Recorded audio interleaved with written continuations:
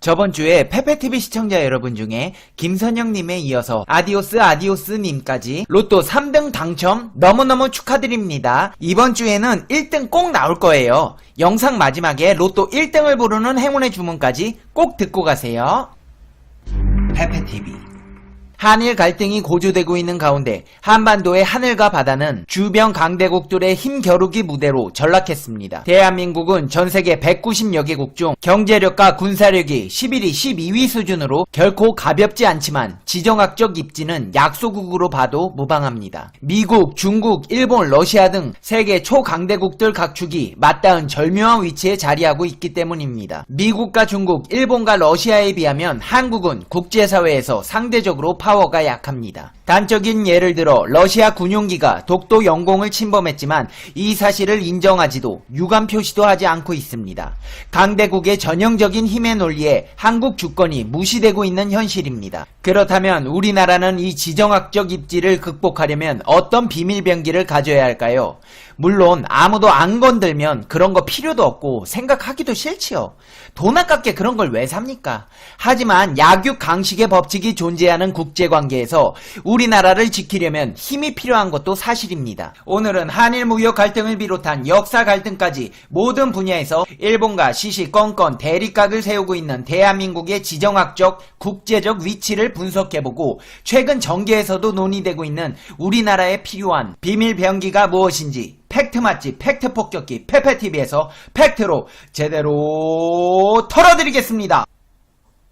당신이 구독해야 할 단 하나의 채널 Information Broadcasting 페페TV 팩트 체크. 대한민국은 동서대결의 경계선이 영토를 가로지르고 있습니다. 제2차 세계대전 이후 미국과 소련으로 대비되는 양 진영의 경계가 한반도였습니다. 1990년대 이후 미국 위상이 세계를 압도하면서 잠시 지정학적 안정을 되찾는 듯 했지만 중국이 부상하면서 다시 지정학의 소용돌이에 빠져들고 있습니다. 특히 시진핑 중국 국가주석의 중국몽과 아베 신조 일본 총리의 보통 국가론이 한반도 양옆에서 국가적 강화의 이데올로기로 작용하고 있습니다. 미국은 중국 견제라는 국가 대전략 속에서 중거리 미사일 아시아 배치 등을 거론하고 있습니다. 러시아도 세력 확대 기회를 호시탐탐 노리고 있습니다. 외교통상부 차관을 지냈던 김성한 고려대 국제대학교 교수는 남북 분단에 겹쳐 중국, 일본, 러시아 등 어느 나라도 한국에 완벽하게 호의적이지 않다면서 한반도는 지정학적 퍼펙트 스톰에 뒤덮여 있는 상황이라고 진단했습니다. 한반도 인근 해역과 공중이 이미 강대국들의 항공모함, 스텔스기, 이지스 구축함, 핵 추진 잠수함 등으로 가득 찼습니다. 서해에서는 중국이 군사활동을 늘려가며 한반도 쪽으로 세력 확대에 골몰하고 있습니다. 1962년 북중이 정한 해상 경계선은 동경 124도선입니다. 백령도 서쪽 55km를 지나는 선입니다. 그러나 중국은 3, 4년 전부터 동진하기 시작했습니다. 정안도 예비역 해군 소장은 2016년 이후 중국 해군의 활동이 동경 124도선을 넘어서기 시작했다며 흑산도 인근 영해 외곽까지도 중국 호위함 정도의 꽤 큰 함정이 활동을 한다고 말했습니다. 중국이 최근 백령도 인근부터 이어도까지 설치한 부표도 10개에 달합니다. 한국 잠수함의 움직임을 파악하기 위한 부표들입니다. 군 소식통은 시진핑 주석이 동쪽으로 활동 범위를 넓힐 것을 지시한 것으로 안다면서 우리의 방공식별구역과 해군의 작전 범위를 정면으로 부정하고 나선 것이라고 말했습니다. 중국의 서해 해저 지형 탐사는 자국 잠수함이 서해에서 작전을 하기 위한 해저 지도 작성용으로 보입니다. 중국 지도부의 내부 결정에 따라 중국 해군은 서해를 중국 앞마다 즉 내해로 만드는 군사활동에 착수했다는 것이 전문가들의 분석입니다. 중국은 서해를 내해화하기에 앞서 한중이 잠정조치 수역으로 정해두고 배타적 경제 수역을 확정해야 하는 수역에서 우위를 점하려는 시도도 지속적으로 하고 있습니다. 신범철 아산정책연구원 선임연구원은 중국은 해양 영토권에 있어 우리와 인식차가 있고 전통적인 중간선을 택하지 않을 것이라면서 합의되지 않으면 관행으로 굳히기를 시도할 가능성이 있다고 말했습니다. 일본은 아베 총리가 집착하고 있는 전쟁할 수 있는 나라로의 개헌을 통해 동북아시아 군사 대국의 꿈을 키우고 있습니다. 지난해 12월 일본 초계기에 한국 해군 구축함 근접 비행도 일본 내부적으로 한국 위험론을 퍼뜨리기 위한 계기로 평가되고 있습니다. 한국을 외부의 적으로 부각해 일본 자위대 강화에 근거로 활용했다는 분석도 나옵니다. 강제징용 판결을 핑계삼아 한국에 무역 보복 조치를 시행한 것도 같은 맥락입니다. 한마디로 경제, 군사, 역사, 영토 등 모든 분야에서 별의별 꼼수를 다 부리고 있습니다. 일본은 미북 정상회담이 열리는 등 예전처럼 북한을 위협 대상으로 삼기 어려운 환경이 되자 애꿎은 한국을 타겟으로 삼고 있는 셈입니다. 한마디로 일본의 내부 결속을 위해 외부의 적이 하나쯤은 필수적으로 존재해야 한다는 정책입니다. 일본은 군사력 증강도 첨단 무기와 공세적 전력을 중심으로 진전시키고 있습니다. 단거리 이착륙이 가능한 스텔스 F-35B를 탑재할 수 있는 경항공모함을 2020년대 중반까지 4척 도입할 예정입니다. 일본은 센카쿠 열도에서의 유사시 상황에 대비한다는 이유로 전수방위에 어긋나는 상륙작전 부대를 수륙기동단이라는 이름으로 지난해 창설해 운용하고 있습니다. 미국의 움직임도 심상치 않습니다. 오랜 동맹으로서 한국을 적대시할 가능성은 없지만 작전 우선순위가 한국 보호보다는 중국의 팽창을 억제하는 쪽으로 무게 중심이 옮겨가고 있음이 감지됩니다. 용산에서 옮겨간 주한미군이 자리 잡은 곳은 평택입니다. 평택의 캠프 험프리스가 주력 기지입니다. 이곳은 평양이 아닌 베이징을 향하고 있습니다.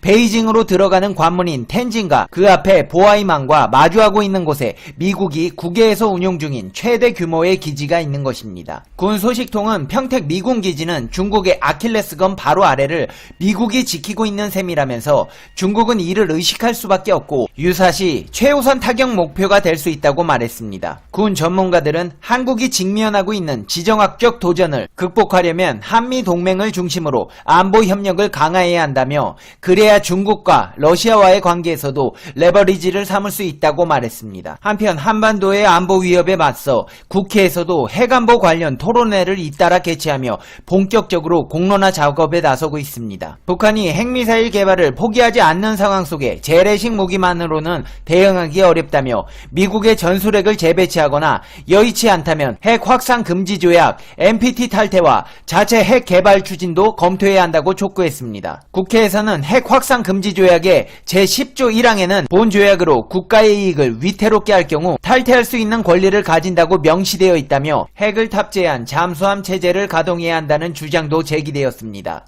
국회 외교통일위원장은 더 구체적으로 한반도 인근 영해 바깥 수역을 배치 지역으로 거론하기도 했습니다. 이런 주장은 아직 소수지만 미국과의 핵무기 공유로는 당내에서도 점차 확산하고 있습니다. 미국이 핵을 보유하지 않은 서유럽 동맹국들과 자국의 전술핵을 공동 운영하는 체제인 이른바 나토식 모델을 도입하자는 겁니다. 박희락 국민대 정치대학원 교수는 사실상 한국의 자체 핵무장이 어려운 만큼 전술핵 재배치가 아닌 핵무기 전진 배치를 하고 통제권은 나토식으로 한미가 공유해야 한다는 대안을 제시했습니다. 토론회에서는 최악의 상황이 올 수도 있는 우리 현실을 고려하면 무조건 접어놓을 수만도 없는 일이라고 발언하며 핵무장론에 힘을 싣기도 했습니다. 청와대에서는 어떤 조치를 취하고 있을까요?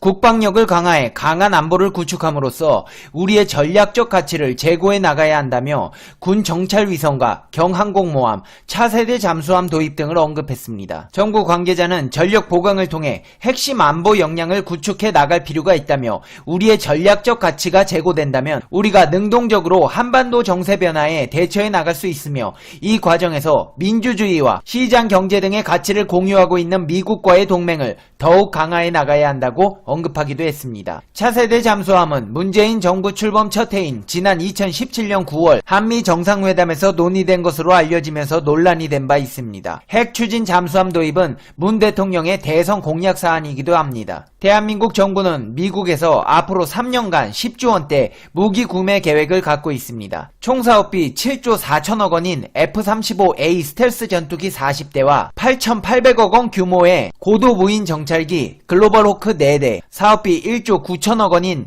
P-8A 초상 초계기 6대로 추정됩니다. 이들 무기체계는 전시 작전 통제권 환수를 위한 선행 조치로 한국군의 핵심 능력 구비 차원에서 도입하는 것도 포함되어 있는 것으로 보입니다. 군 당국은 전자권 전환을 위해서는 전력이 시급히 보완돼야 한다고 강조하고 있습니다. 이를 위해 군은 조인트 스타트를 도입 대상 1순위로 꼽고 있습니다. 늦어도 2023년까지는 지상 감시 정찰기 4대가량에 대해 생산국과 구매 계약을 체결할 것으로 전망됩니다. 공군은 전자전기 6대를 도입해 전자전 전대를 편성할 계획입니다. 이렇게 동북아에서의 한반도 지정학적, 국제적 위치와 정부의 계획까지 알아봤습니다. 이제 페페TV의 결론 듣겠습니다. Conclusion. 페페TV. 참 우리나라가 약한 나라는 아닌데 강대국들 사이에 껴서 강하다는 기분은 안 드네요.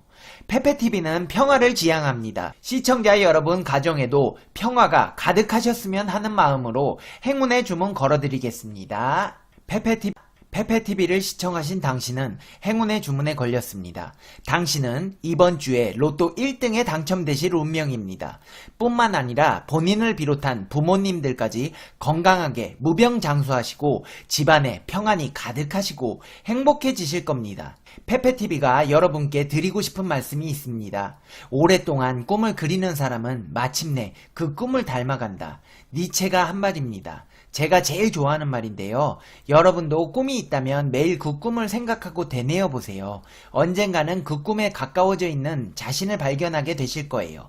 하지만 실패를 두려워하실 필요는 없습니다. 승자는 한 번 더 시도해본 패자이기 때문입니다. 수많은 실패 속에 얻어진 한 번의 성공, 그 성공을 맛보기 위해서 우리는 수많은 노력을 하지만 실패도 합니다. 그걸 두려워하지 마세요. 실패하셔도 됩니다. 모든 승리자는 실패를 해본 사람이기 때문입니다. 포기하지 않는 것도 실력입니다. 살아가는 동안 수많은 장애물 속에서 발버둥 치다 보면 하루에도 몇 번씩 포기하고 싶은 마음이 생깁니다. 하지만 포기하지 않는 의지력 자체만으로도 당신은 충분히 실력이 있음을 잊지 마세요. 오늘도 포기하지 않는 당신을 페페TV는 응원합니다.